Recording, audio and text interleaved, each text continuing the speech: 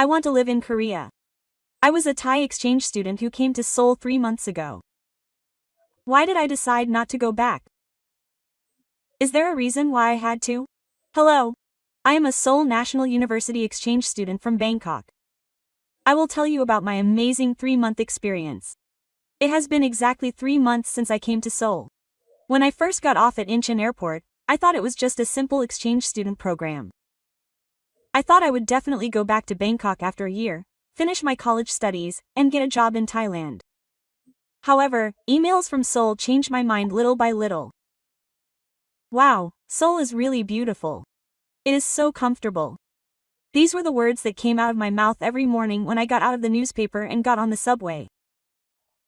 In Bangkok, waiting for a bus took 30 minutes on average, but the Seoul subway really ran on schedule. If it was 2 minutes late, they even made an apology announcement. At first, it was strange. Why would this person apologize for being late? But I gradually began to understand. These small promises come together to make the entire society work. It was the same when I went to the hospital. I went to a nearby hospital because of a cold, and I made a reservation online and everything was resolved with just my health insurance card. In Korea, I had to fill out paperwork to go to a hospital, and the waiting time was much longer. Korea's medical system was really efficient. Prescriptions were processed digitally, and everything was systematic when I got medicine from the pharmacy. The government work was also amazing. When I went to get my alien registration card, most of the documents were processed online. The civil servants were friendly, and the work was processed quickly. In Thailand, I had to prepare myself to go to a government agency all day, but in Korea, everything was done in a few hours. I thought this was what they called a digital government. The night view of Seoul from the article was truly unforgettable. The car lights on the bridges across the Han River were neatly arranged, and the high-rise buildings lit up the city like twinkling stars. The night view of the capital is beautiful, but the night view of Seoul is different. It was filled with the light of order and possibility. There was some kind of systematic power in this city. Whenever I had a video call with my Thai friends, they asked me why I liked Korea so much. Actually, it was hard to answer at first. It was not enough to just say that it was comfortable. But now I understand. It was the power of order. It was the comfort of living in a society where everything was predictable and the system worked properly. As I was adjusting to life in Korea, the most impressive thing was the civic consciousness of the people. Small rules like giving up the slave crane on the subway, not littering on the street, and obeying traffic lights were naturally followed. They were not forced, but voluntarily done. I thought that this was a healthy civil society. But I didn't know until then. While I was admiring the order of Korea, what kind of deep hole my country Thailand was falling into. If I had known what was about to happen, I probably would have run away sooner. But at that moment, I simply thought Korea was better. I didn't feel the need to compare yet. It was an ordinary morning in Seoul in June 2025. I was eating breakfast at a restaurant when I got a Thai news alert on my phone. At first, I thought it was just a regular political news. But the moment I saw the title, I couldn't help but let go. The entire private phone conversation between the Thai Prime Minister and former Prime Minister Bodhia was leaked. Something was wrong. It was normal for politicians to talk on the phone, but why was this news? I clicked on the article and started reading, and the more I read, the more my mouth dropped open. The entire conversation between the Thai Prime Minister and former Prime Minister Bodhia, Hun Sen, was released. By the way, how are you doing these days? This is what our Prime Minister said to a foreign politician. Sam? A head of state calling a foreign politician Sam? I couldn't believe it. But that was just the beginning. When I read more of the conversation, I was really shocked. The Thai Prime Minister called his country's wealthy people stubborn and disparaged opposition politicians as poor people. He even called Thais working in border conflict areas incompetent. Is this what a Prime Minister of a country should say? What was even more shocking was Hun Sen's reaction. He told the Thai Prime Minister that the royal family should be careful too. Upon hearing this, the Thai Prime Minister replied, "Oh, that's a difficult issue. Discussing royal issues with a foreigner?" In Thailand, the royal family is a sacred and inviolable domain. I was sitting in a quiet library in Seoul, watching the chaos unfold in real time. It didn't feel real at all. It felt like watching a story from another country. But it was definitely happening in my country.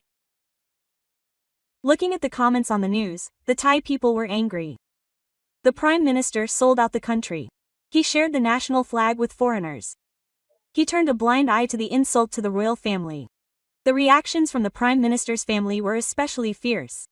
It was a natural reaction since they called those who risked their lives to protect the country at the border incompetent. The Thai media also published critical articles. Where is the Prime Minister's dignity? Willingness to leak national secrets, diplomatic disaster, etc. headlines filled the front pages. Even the media, which were usually friendly to the government, raised their voices in criticism this time. The most serious was the remarks related to the royal family. In Thailand, insulting the royal family is a serious crime punishable by up to 15 years in prison, so the fact that the Prime Minister discussed royal issues with foreigners was a huge problem. Groups supporting Wang Shi immediately released statements, and protests demanding the Prime Minister's impeachment broke out everywhere. I was confused as I watched all this from the library. Until 3 months ago, Thailand was my proud homeland, but now I found myself envious. When my Korean friends asked me how Thailand was, I didn't know what to say. I felt sick. My own country's Prime Minister was running the country like this. Is it normal for him to call foreigners Sam, badmouth his own people, and even discuss royal issues?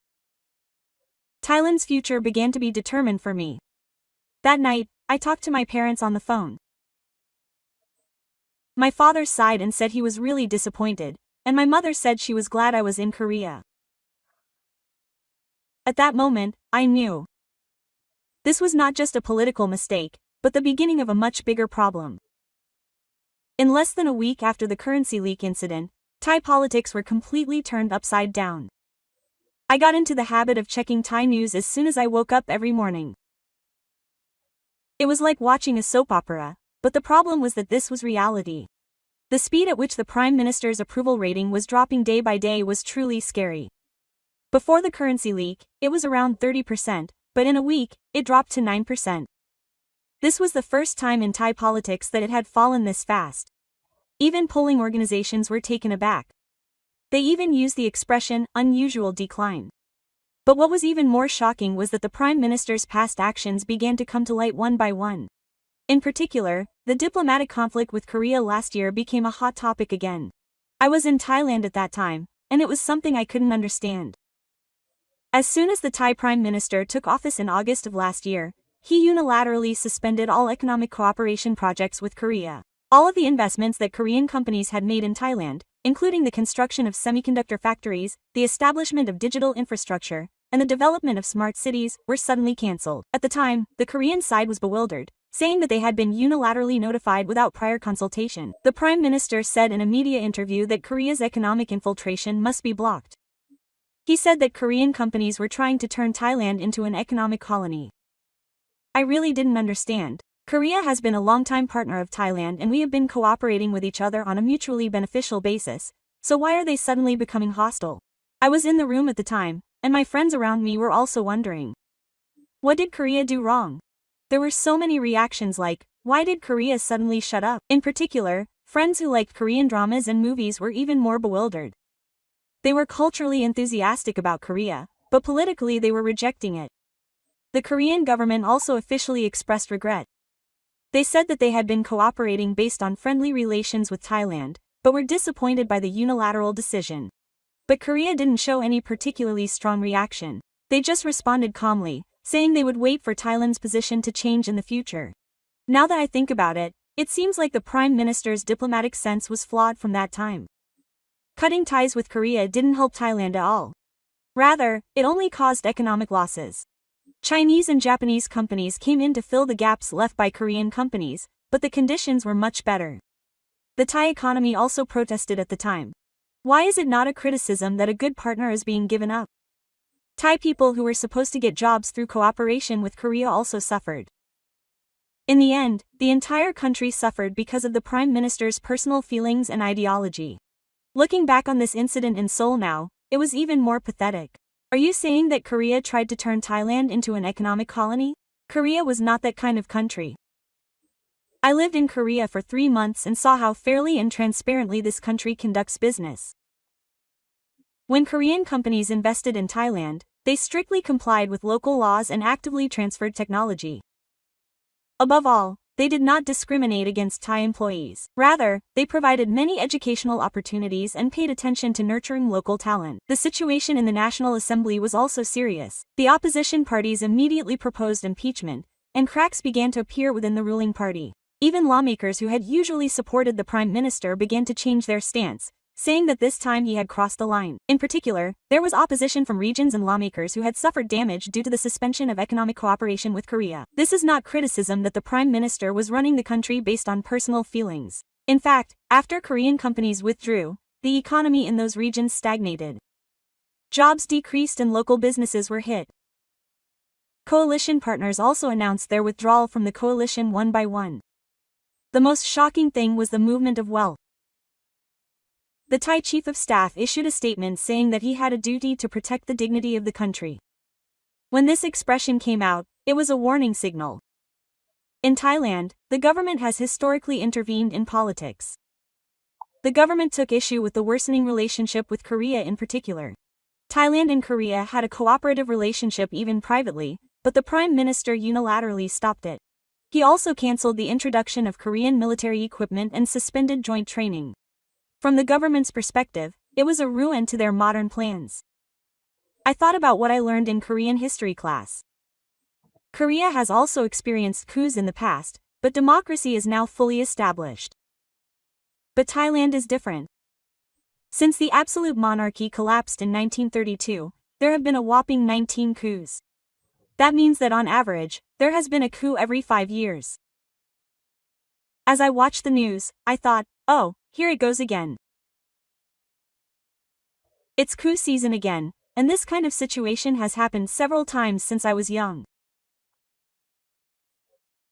In 2006 and 2014, we saw scenes of riots on the streets, business closures, and arrests of politicians. When I exchanged messages with my Thai friends, the atmosphere was tense. Demonstrations had already begun at Bang University, and students were chanting for the Prime Minister to step down. One of my friends said that this time it seemed like it would really go all the way. Another friend told me that the government was starting to move. The government was reorganizing its ranks faster than expected. Commanders from each region were summoned to Bang, and security was strengthened at major facilities. The media called it an emergency meeting of the government's top brass, but Thai people knew that this was a process of preparing for a coup. The political turmoil also began to affect the economy. The Thai stock market fell day after day, and foreign investors began to withdraw funds. The baht also weakened. The tourism industry was also hit. There have been more and more foreigners canceling or postponing their trips to Thailand. I had mixed feelings watching all this from Seoul. On the one hand, my country was in this situation, but on the other hand, I was glad that I was in Korea. If I were in Korea right now, I would be participating in university protests. I would be shouting slogans on the streets while breathing in the smoke from the bomb blast. As political instability in Thailand deepened, neighboring countries began to get nervous. In particular, relations with Bodhi were rapidly deteriorating. Hun Sen, the person involved in the currency leak incident, issued a statement criticizing the Thai government's double standards. Now, an internal issue was turning into a diplomatic issue. When my Korean friends ask me about the situation in Thailand, it's hard to explain. It's hard to experience such sudden political changes in Korea. Democracy is stable, and everything proceeds according to the law. But Thailand is different. When there is a political crisis, everything can change overnight. That night, I looked out the window of the plane at the night view of Seoul and thought, under those lights, people will have an ordinary day tomorrow. There is no need to decide because of political chaos or a coup.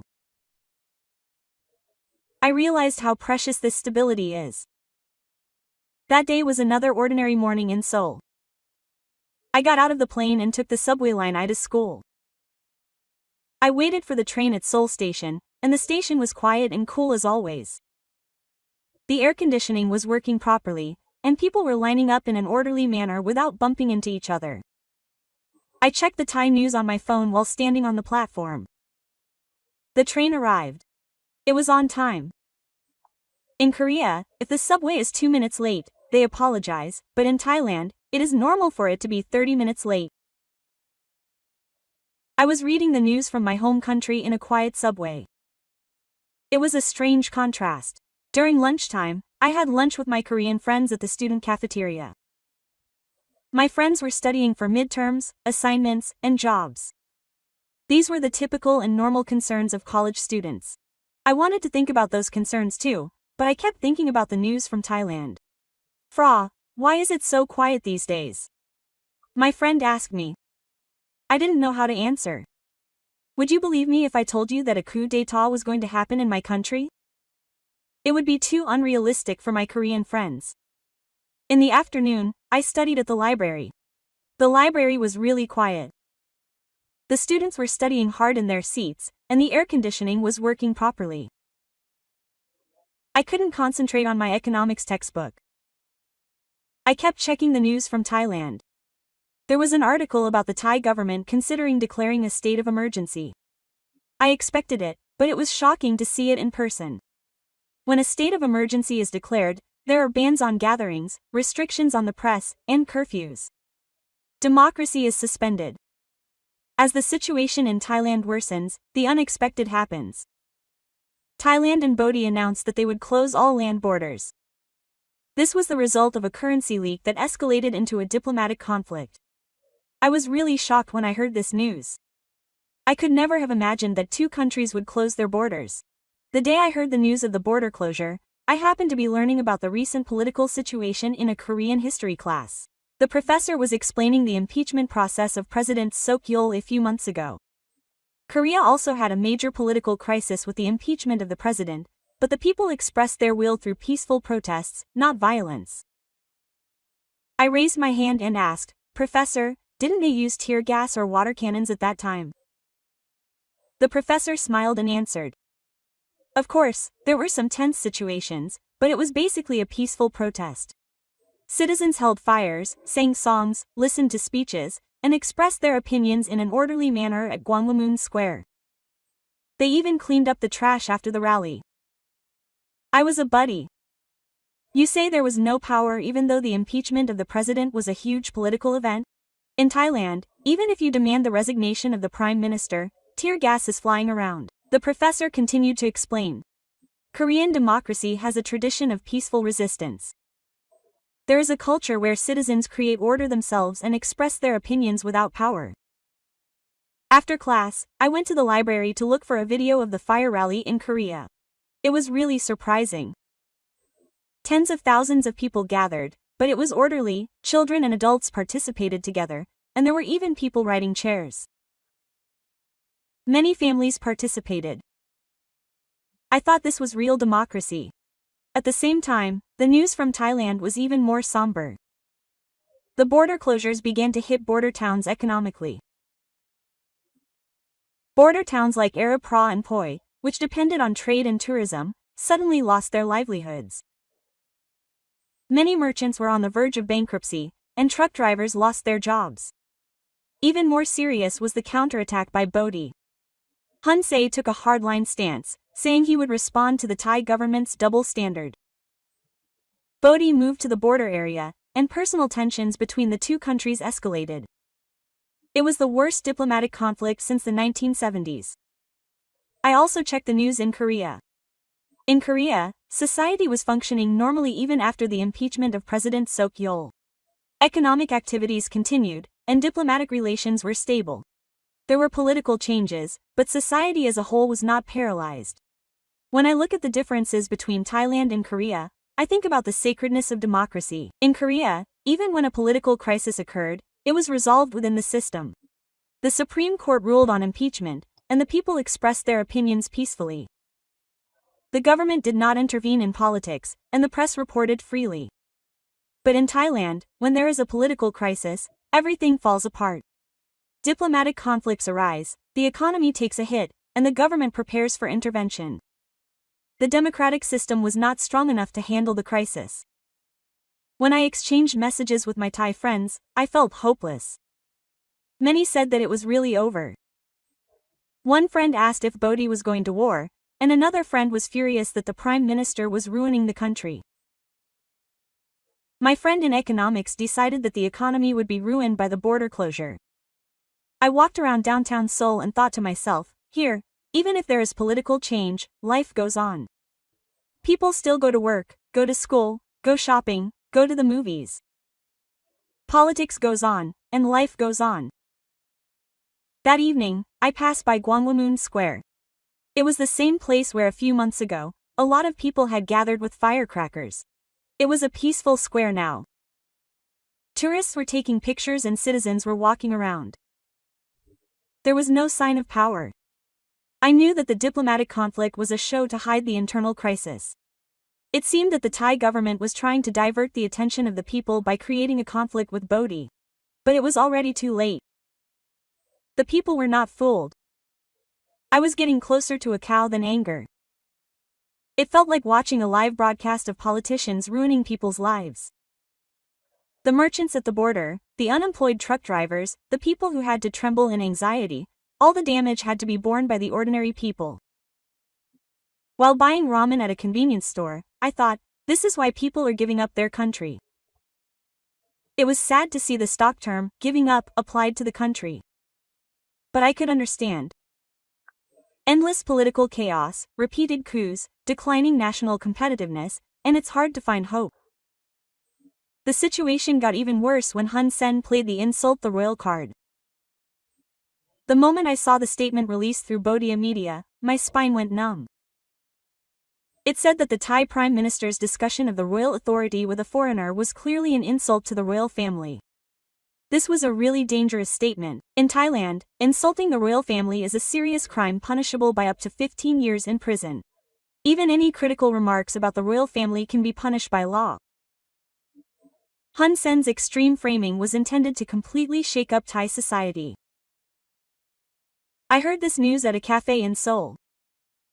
Korean students were quietly studying around me, and all I could hear was the sound of the barista making coffee. But on my phone screen, Thailand was on. When the insult the royal controversy broke out, the Thai people's anger reached a critical point. The groups that support the King of Thailand immediately protested. The Yellow Shirts issued a statement demanding the immediate resignation of the Prime Minister. They claimed that the Prime Minister who turned a blind eye to foreigners insulting our King of Thailand is not worthy of being a citizen. The royalist faction is very strong in Thailand. When they start to move, the political landscape can change completely. Large-scale protests took place all over the country. Chonam Luang Square, Loxi Square, Asak intersection.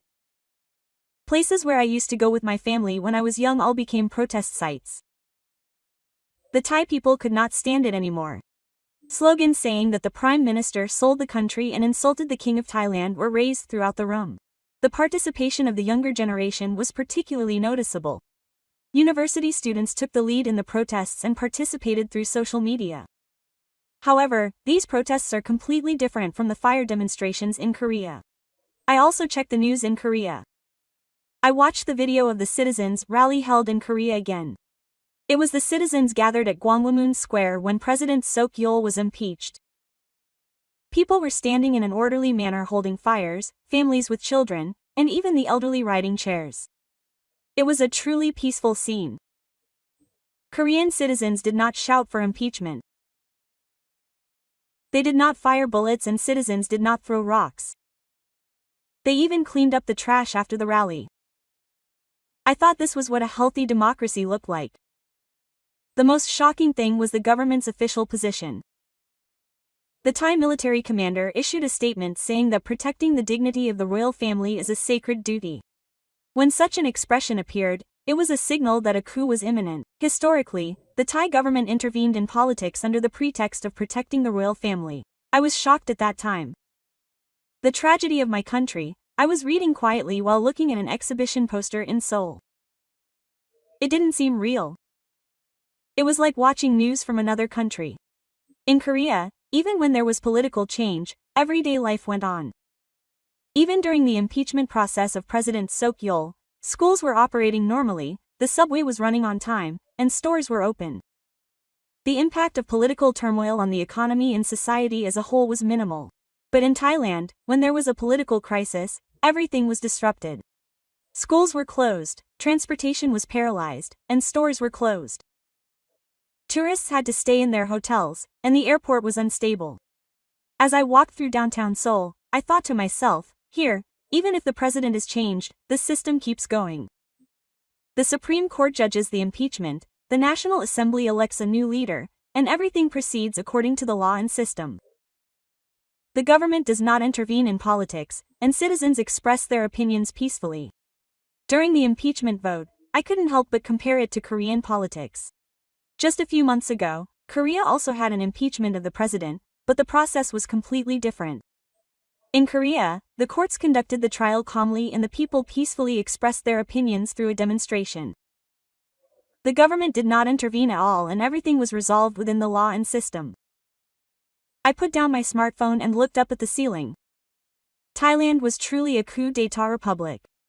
It was a country where democracy could not be established and where this vicious cycle continued. Mom, why can't I just get a job in Seoul? I said this without realizing it. In fact, it was something I had been thinking about for a long time. I couldn't find a reason to go back to Thailand. My mother paused for a moment. And then she said quietly, Parwisa, I'm glad I was there. There is no hope here now. I could hear deep fatigue in my mother's voice. She was someone who had lived in Thailand her whole life and said there was no hope. My father also said, our generation can't help it, but you can make a different choice. If there's a good opportunity in Korea, grab it. I felt my parents supporting my decision. At that moment, I was sure. I will never go back to Thailand again. The moment I said those words, I felt a heavy weight lifted. At the same time, I felt a sense of guilt for giving up my country, but more importantly, I felt a sense of liberation. I looked out the window. I saw an ordinary afternoon in Seoul. People were leisurely walking down the street, drinking coffee in cafes, and waiting for the bus.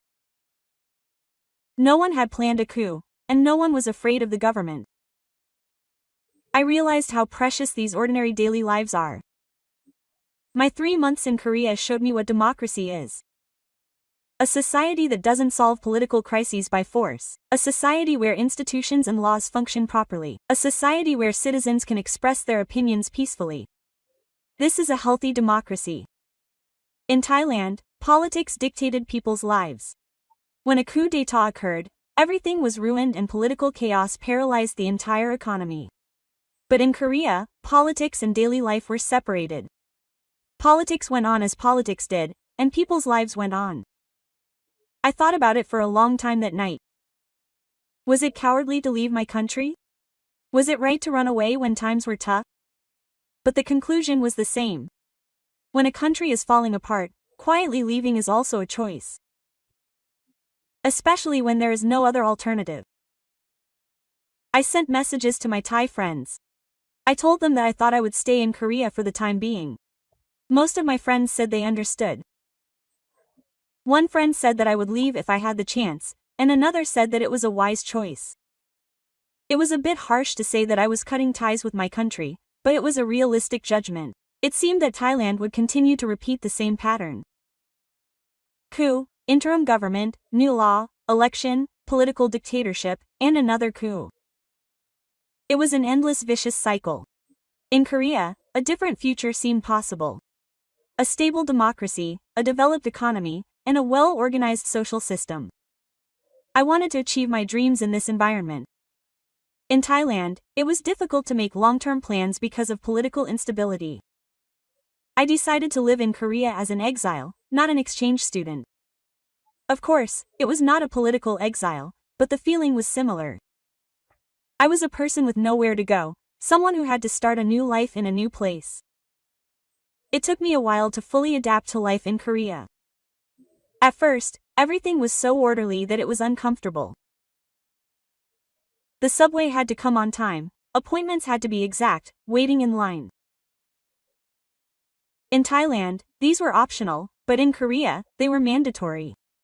But gradually, I began to feel the power of this order.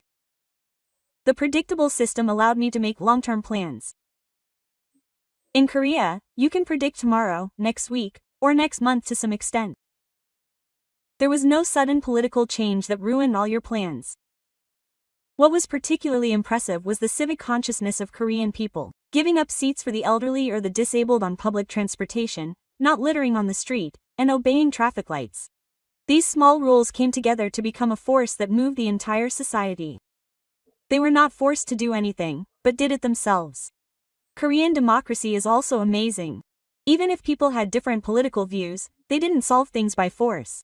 They discussed and voted and solved things through laws and systems. The media freely criticized, and citizens freely expressed their opinions. I thought this was a healthy democracy. The most important thing was that the system was stronger than people.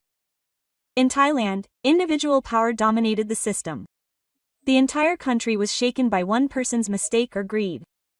But in Korea, the system controlled individuals. No matter how much power they had, they couldn't change the attitude of the law and system. I've come to think that Korea is too normal and strange. It's a country where the subway comes on time, where things are done without political influence, where the system works properly. In Thailand, none of this was a given. But now I realize that this order is what keeps me alive. I can live stably in a predictable environment, plan for the future, and pursue my dreams. No plans fall apart because of political turmoil. These days, I tell my Korean friends, do you know how precious this ordinary daily life you live is? Most people don't understand it. It's so obvious. But I do. I know how precious this daily life is. My wish to live in a country where the system speaks instead of a prime minister who calls it the truth is coming true. In Korea, personal feelings or private relationships do not influence state affairs. Everything is run by the system and the law. Of course, I still feel guilty about leaving my country. Sometimes I feel like I ran away when times were tough. But I don't regret it. I think leaving quietly when the country is falling apart is also a choice, especially when there is no other alternative. Now I am nurturing a new dream in Korea. I am looking for things I can do in this environment of a stable democracy, a developed economy, and a systematic social system. I am making long-term plans that were impossible in Thailand. Sometimes, when my Thai friends ask me when I will return, it is difficult to answer. To be honest, I have no intention of returning for the time being. Rather than waiting for Thailand to change, I want to live in a place where I can change. Korea is a country that showed me new possibilities. I realized how precious order and stability, democracy and laws, and above all, a predictable future are. Now, I want to live as a member of Korean society, not as an exile.